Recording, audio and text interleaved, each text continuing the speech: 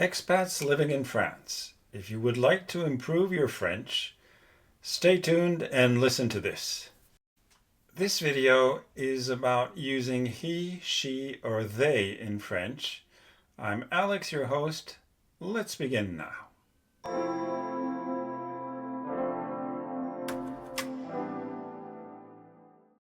In 1985, British rock star Sting released his first solo hit. It's called If You Love Somebody, Set Them Free. So how do you translate that into French? It doesn't look that complicated, does it? But actually it's not that simple. Let's see why. So first of all, for the translation. The proper translation is Si vous aimez quelqu'un, libérez-le. For the French, this is confusing.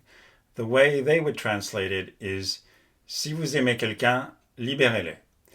The problem with this translation is it doesn't fit in French because quelqu'un is singular and le is plural.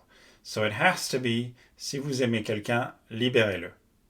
In other words, in French, you cannot mix singular and plural.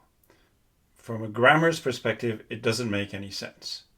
So then, how do you cope with the fact that you may not know the gender of the person you're freeing? Okay, so we know it's only one person because that's why we say libérez-le instead of libérez-les. There's only one. But if we don't know whether it's a man or a woman, how do we deal with that? In French, the rule is if you don't know the gender, use le. If you do know the gender and it's feminine, then use la. Obviously, if you know the gender and it's masculine, again it's le, which would be no different from if you don't know the gender. But that's really the basic rule in French. In the plural, if you're talking about a group of people, and if there's a mix in the gender, which means there are several men and several women, or even only one man and several women, then you have to use the masculine. For example, if you have a group of women and men coming from the train station, like on this drawing, you will say Ils arrivent de la gare. And again, it doesn't matter how many men there are. There could be only one and there could be, say, 100 women, and it would still be Ils arrivent de la gare. If there are no men, and it's a group of only women, 100% women, then it would be Elles arrivent de la gare.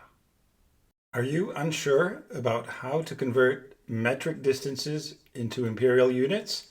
Well, I think I can help. Let's start with meters.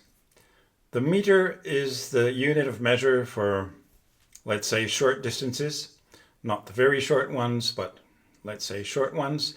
And a meter is about 3 feet and 3 inches. It's actually a little bit more than that, but let's not bother with the details. If you remember, it's approximately 3 feet and 3 inches. You're pretty much in business regarding the meter. Now about shorter lengths. The centimeter, which is 1/100th of a meter, is approximately equal to 0.4 inches. It's a little bit less than that, but again, let's not worry about the decimal places. 0.4 is a really good approximation.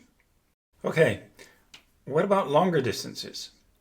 For instance, the kilometer. A kilometer is equal to 1,000 meters by definition, which is approximately 0.62 miles. In other words, if you're driving and if you see a sign on the road that says that your destination is 100 kilometers away, it means 62 miles. Again, that's an approximation, but it's good enough. Well, that's about all for today. Again, if you like my videos, don't hesitate to leave me a thumbs up, a comment, and of course, to subscribe to my channel. I'll see you next time on French Differently. Thanks. Bye-bye.